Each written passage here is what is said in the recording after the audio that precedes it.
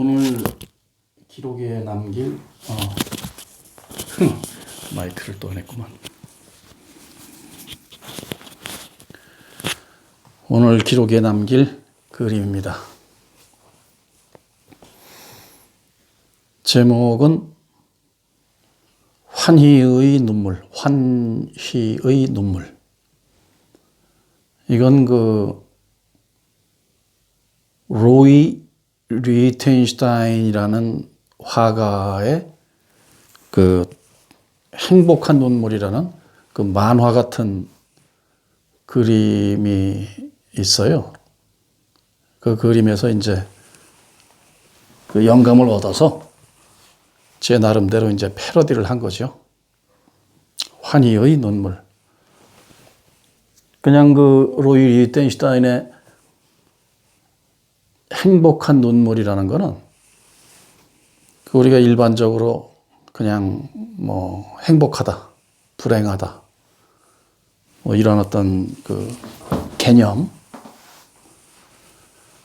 생각이죠. 그런 것도 생각이죠. 그래서 제가 이제 메시아 아트 이거를 하면서 저는 모든 거의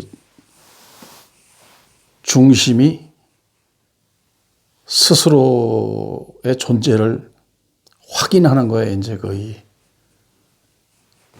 중점적으로 이제 맞추다 보니까 이런 그림을 이제 또 하나 하게 됐습니다.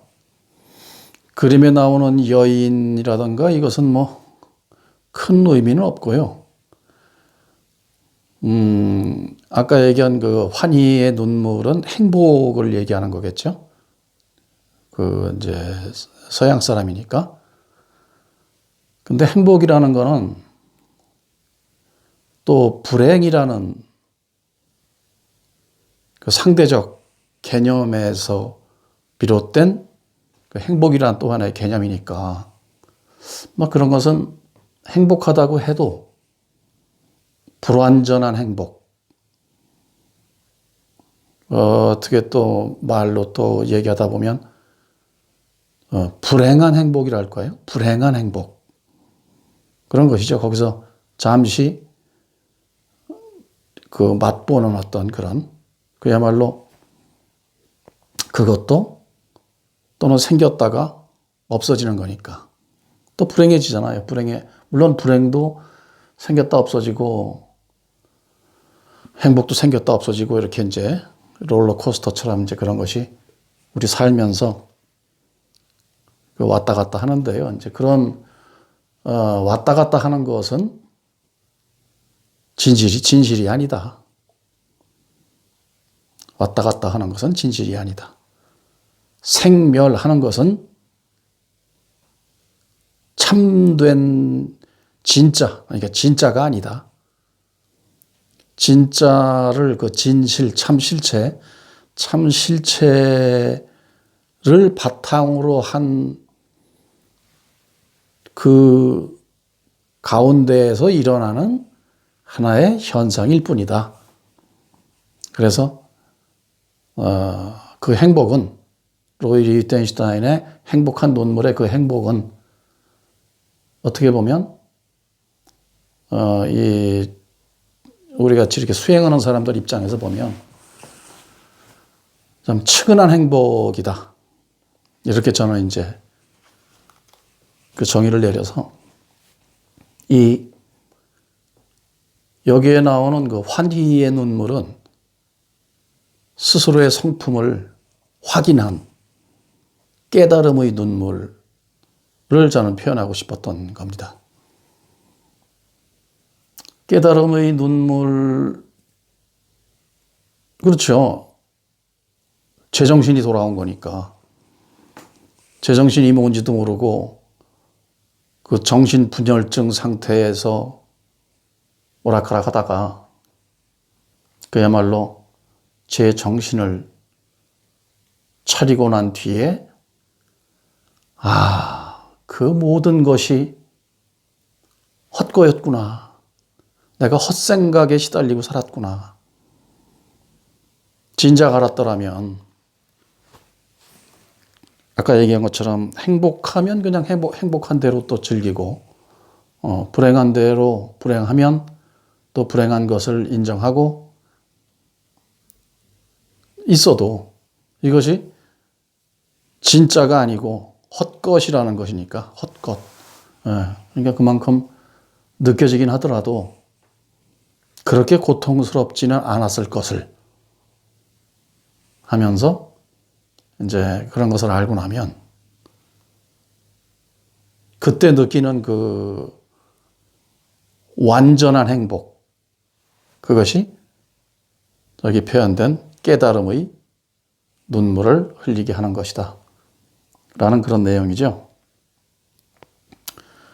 제가 이제 한 30년 전에 큰 스님한테 지도를 받으면서 그 소위 깨달음이라고 하는 이제 그런 그 공부를 할 때, 그때 이제 큰 스님이 왜인지는 모르겠어요.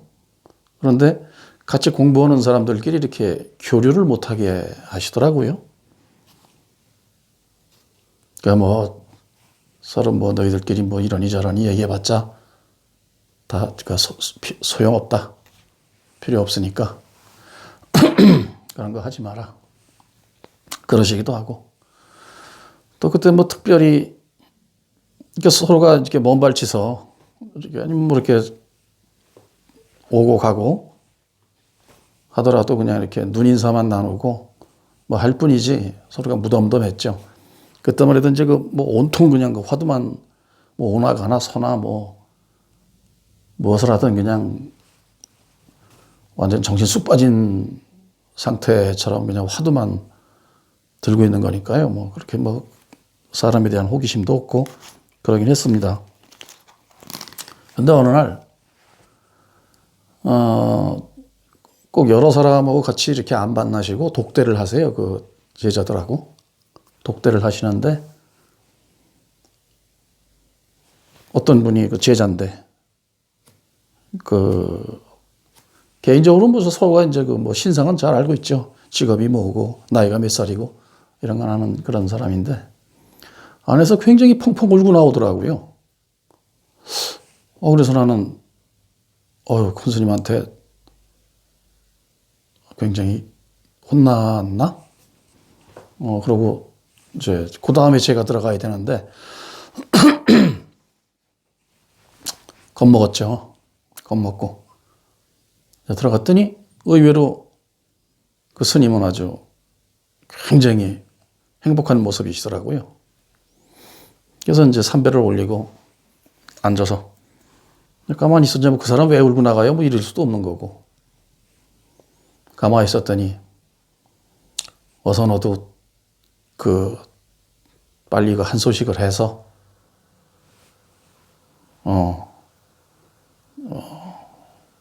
저 사람처럼 그렇게 아주 활짝 시름을 덜어야 되지 않겠느냐 그래요. 그래서 이제 거기서 이제 한 소식 했다 그러죠. 그걸 먼저 견성했다고 하는 건데, 그랬더니 그 말씀을 하시는데, 뭐가 이렇게 화두를 들고 있다가 문득 하고 이렇게 오는데 그 스스로는 확인이 안 돼요. 뭐 답이라고 하면 답인데 하여튼 그래요. 그래서 아마 그러고 그걸 이제 그냥 이거밖에 답이 없다 그래서 이제 왔나 봐요. 왔다가 큰 스님께 이제 이러이러합니다. 지난번 공안에 그 화두를 공안이라고도 합니다. 지난번 공안에 이러이러한 것을 확인했습니다. 라고 말씀하시니까 그거 하나만 가지고 오케이 하는 게 아니고 그 공안에 어떤 답을 얘기하면 그 다음에 다른 공안을 또 주세요. 이건 또 어떠하냐. 그러면 그 자리에서 그냥 또 이렇게 툭툭 그 자리에선 그 소리밖에는 뭐 할 수밖에 없어요. 조금 단어는 조금 다르더라도 그냥 내내 그 자리에서는 그 소리가 나와요, 그냥. 그걸 톡톡. 그래서 서너 개를 이렇게 이제 해 주시면 그 자리가 확인이 되는 거죠, 이제. 견성했다. 그 성품을 확인했다. 이렇게 되는 거죠. 이제 그러고선 그냥 그렇게 펑펑 울고 이제 인사를 드리고 나오는 중에 이제 저를 만난 거죠. 그 소리를 들으니까 참 맥이 쫙 빠지더라고요. 저도 참 남한테 지는 거 싫어하고 뭐 참 2등 하려면 안 하고 만한 그런 성격인데 아주 맥이 쫙 빠져요. 그래서 이제 그 다음에 큰 스님한테 이제 뭐 이런저런 또 법문을 듣고 독도에서 말씀을 듣고 이제 제 경계라고 합니다. 이 불교에서는 그러더라고요. 지금의 상태, 그걸 경계라고 그래요. 경계. 그걸 점검을 받고 거기서 또 이제 이렇게 개인적으로 법문을 이렇게 이제 그 자리로 이렇게 몰아주시는 거죠. 그 법문이라는 게 이렇게 몰아주세요. 그 말씀을 듣고 밖에 나왔는데 제가 한 30분, 40분 있다 나왔는데도 불구하고 가지 않고 저 먼 발치에 혼자 앉아서 울고 있더라고요. 3, 40분 동안을 울었나 봐요. 근데 뭐 큰 스님이 교류하지 말라 했으니 뭐 가서 뭔 답을 댔어? 뭐 이럴 수도 없는 거고 뭐 그러기도 싫고 그래서 제가 이제 다시 오면서 아유 나는 언제나 저런 눈물 한번 흘려보나 깝깝하고 답답하고 한심하고 매가리가 쪽쪽 빠지고 이거 해야 되나 말아야 되나 뭐 그런 생각을 해봤습니다 그때. 그렇지만 뭐 제가 화두를 공부하게 된 것도 뭐 화두를 해서 뭐 몰랐어요. 저는 화두가 뭔지도. 불교에 별 관심도 없고 그냥 불교의 그 친구 그 아버님이 그 큰 절에 이름 되면 알만한 큰 절에 그때 마침 주지를 하고 계셨고 절에서 뭐 이거저거 심부름하고 이제 그 절에 행사가 많아요. 옛날에. 요새는 뭐 어떤지 모르겠지만 요새도 많이 하더라고요. 옛날엔 아주 몇 터졌습니다. 사람이 많고 그렇게 행사가 많은데 일할 사람이 없어요. 절에는. 절일이라는 게 아는 사람이 해야지 뭐 어느 날 사람 불러서 그냥 할 수 있는 그런 성격의 것이 아니거든요. 그 새벽부터 시작해서 그 전체적인 흐름을 다 알아야 돼요. 밤 12시까지. 끝날 때까지. 그래서 그걸 알아서 하는 사람이 할 수 있지. 뭐 그냥 누구 하루 사람 쓰고 알바 쓰고 이렇게 해서는 절 일이 해결이 안 돼서 그걸 이제 고등학교 때부터 내 집 아버지가 큰 절에 이제 스님이시니까 다른 스님들도 많이 계시고 그래서 일을 도와드리면 뭐 용돈을 두둑히 주시고 하니까 그 맛에 그냥 어떻게 다니다 보니까 한 20년, 거의 30년 가까이 그 절 일을 하러 다녔어요. 그렇죠. 한 20년 넘게 다녔나 봅니다. 그렇게 하고 스님들 거기 이제 나이 또래 비슷한 스님들은 뭐 형님 또 나이 같으면 친구 뭐 이래서 지금도 그 스님 친구들 뭐 조계종, 태고종 뭐 저 성당의 신부님 해서 이렇게 이제 친구들이 있습니다. 그렇게 저런 다녀봤어도 뭐 화두니 뭐니 그 관심조차가 없었으니까 이런 깨달음이니 뭐니 그런 거 그냥 스님들이라는 사람들만 그냥 그렇게 모여서 그냥 뭐 자기들 뭐 하는 일이지 뭐 난 전혀 관심도 없었죠. 근데 지금 이 큰 스님이 이분은 이제 뭐 그 태고정 스님이 아니시고 조계종의 스님이신데 그 계보가 뭐 이름만 되면 알만한 분이죠. 그분이 제가 이제 꼬셨다고 그럴까요, 저를? 그림 그리는 걸 아시고 네가 공부 한번 해봐라. 이 공부하면 안목이 활짝 열려서 눈이 확 트여서 그림을 지금보다 1000배만 더 잘 그릴 수 있게 된다. 이런 말씀을 하셔가지고 그 젊은 나이에 어린 나이에 그 욕심에 뭔지도 모르고 그냥 화두를 주시길래 이거 외워야 되니까 처음에는 벽에다 써서 붙여놓고 가부좌 틀고 앉아갖고 하여튼 뭐 잠을 자지 말고 하면서 이제 그 불가에 전해져 내려오는 그런 어마어마한 큰 스님들 말씀을 또 쭉 해주시면서 너는 되니까 그렇게 해라. 그래서 제가 화두를 들고 그렇게 이제 한 6개월 했죠. 처음에. 죽어라고 했습니다. 죽어라고 진짜. 금방 뭐가 되는 줄 알고 그렇게만 하면.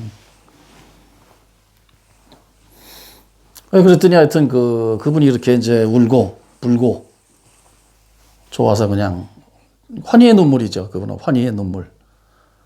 흘리는데 제가 저는 환희의 눈물은 고사하고 참 찌뿌드드한 거죠. 이제 그런 상태로 이제 와서 그러니까 그걸 보고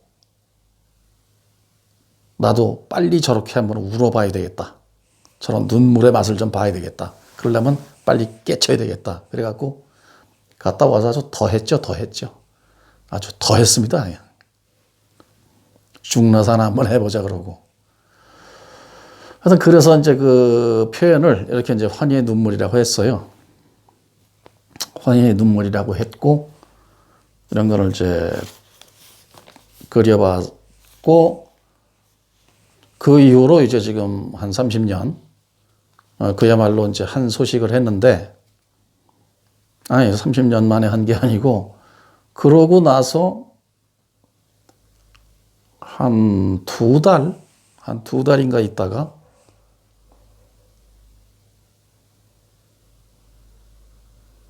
묘하더라고요. 하여튼 묘해요. 그래서 이제 그 큰 스님 찾아뵙고, 이러이러합니다. 이러이러합니다. 그거밖에 없습니다. 이렇게 말씀을 드렸죠. 그랬더니, 그래? 그리고는 똑같이 이제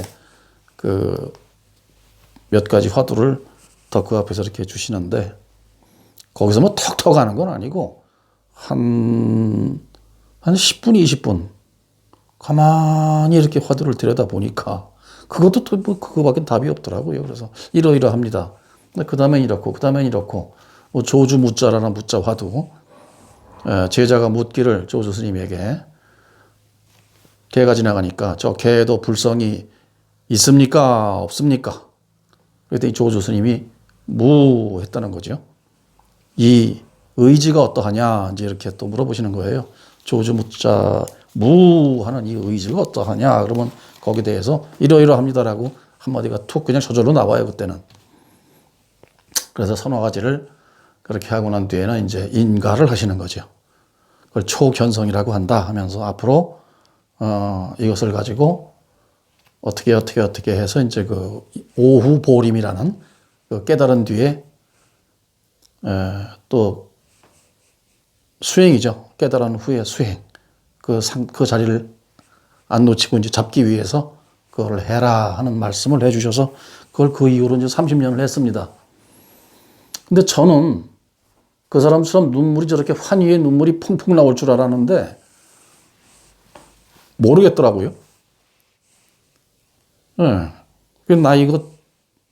나는 큰 스님이 족보가 있으신 그야말로 아주 전법계를 받으신 그런 훌륭한 큰 스님, 자타공이라는 큰 스님이 맞다고는 했는데 난 모르겠는 거예요. 뭐가 깨달은 건지.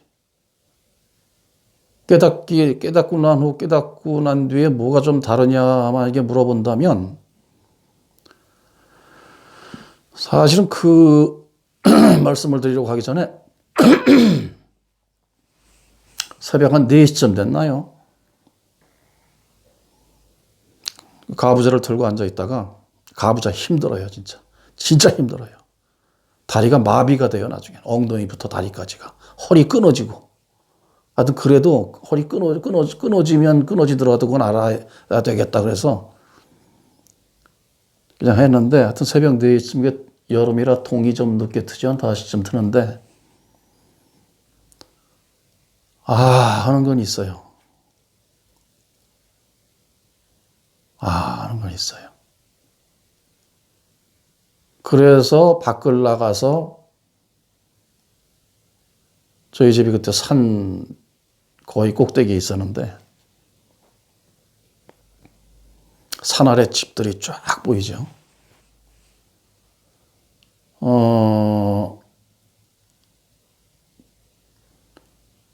여태까지 보던 그 똑같은 풍경인데 느낌이 다르다고 그럴까요? 느낌이 다르다고 밖에 표현할 수 없어요. 뭔가 확 달라요. 그래서 그날 이제 큰 스님 찾아뵈러 간 건데요. 그런 거는 있었죠. 그런 거는. 그러고 나서 큰 스님이 그렇다고 하니까 이제 어리둥절해요. 그냥 뻥. 뭐가 깨달은 거야, 이거.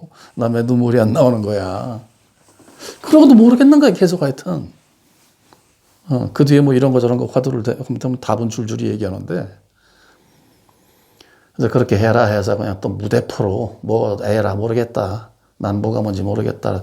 저는 사실 저 환희의 눈물을 못 흘려봐서 그림으로 그렸습니다. 그래서 와 해가지고 그 사람처럼 좀 울면 더 좀 상쾌하고 좋을 것 같은데 그러고 나서 이제 불교 그러니까 한 소식을 하고 나서 그 뒤에 저는 불경을 들여다봤죠.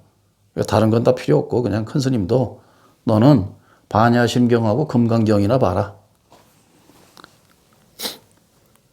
나중에 그것이 네 얘기하는 것처럼 들릴 때까지 자꾸 그냥 읽고 또 읽고 그러고 알지도 못하는 개경계 그래서 금강경 그거 한문으로 된 거 그렇게 해서는 안 되고 거기서 그 부처님 고우타마시달타 님이 하시는 그 말씀을 그냥 보라는 거죠.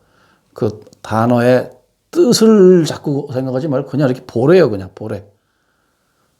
그 말장난 같은 그 소리를 그냥 보라는 거예요. 그럼 나중에 그 네 소리 하는 것으로 들릴 것이다. 또한 반야심경을 가부좌를 틀고 앉아서 네가 확인한 그 자리를 이렇게 그 자리에서 네가 확인한 자리에서 조온 개공 도일체고액 그렇게 비춰보라는 거죠. 그냥 계속 반복해서 그것만 하려는 거예요. 그래서 그걸 보림이라고 이제 하는 건데 그렇게 했죠. 뭐 또 그냥 근데 하다 보니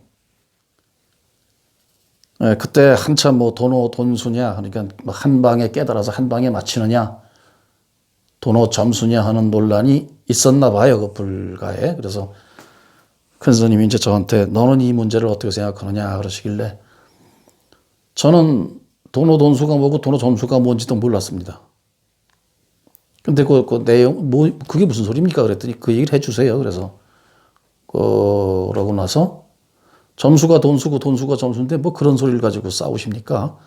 저도 모르게 그런 얘기를 했어요. 그러면서 제가 볼 땐 점수, 도노, 점수가 맞습니다.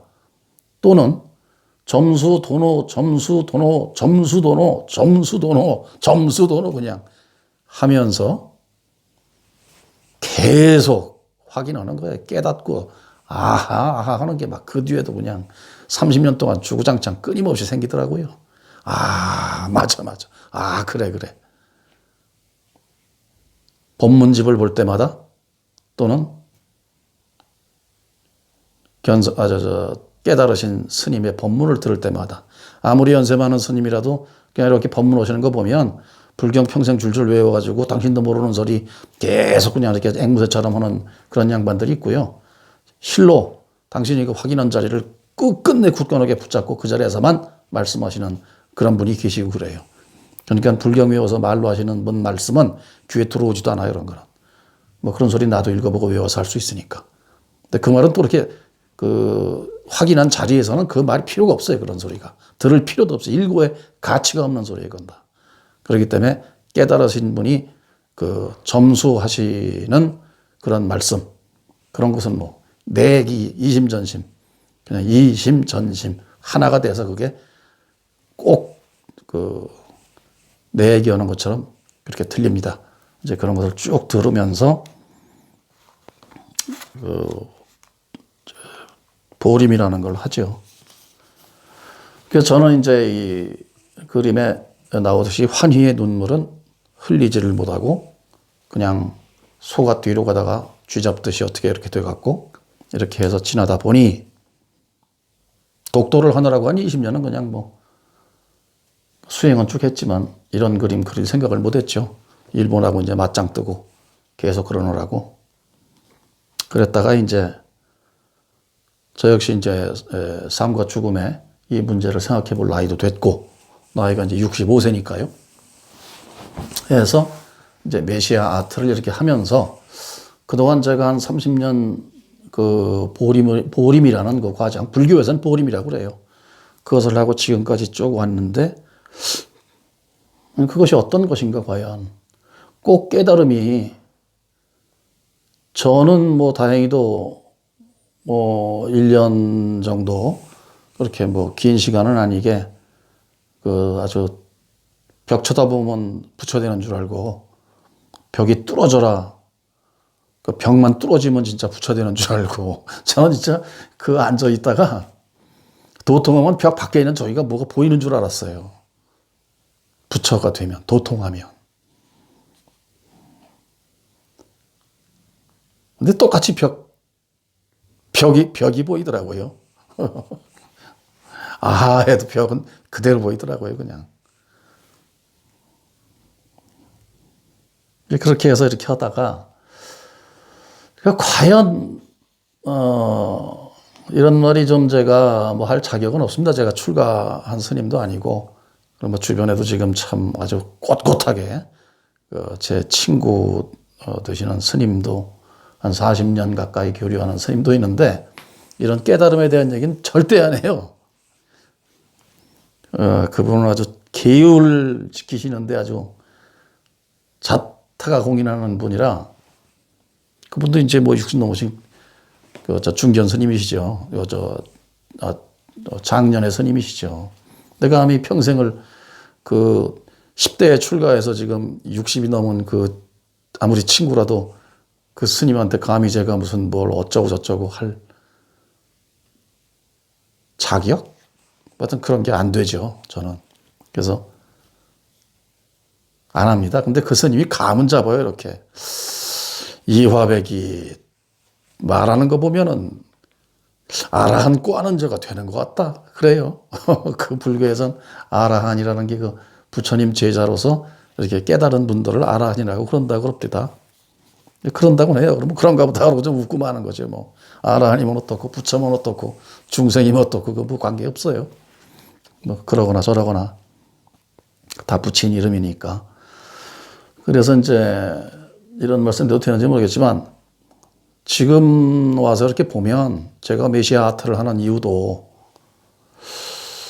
뭐 부처님의 경지가 어느 경지까지인지는 사실 저도 모르겠습니다.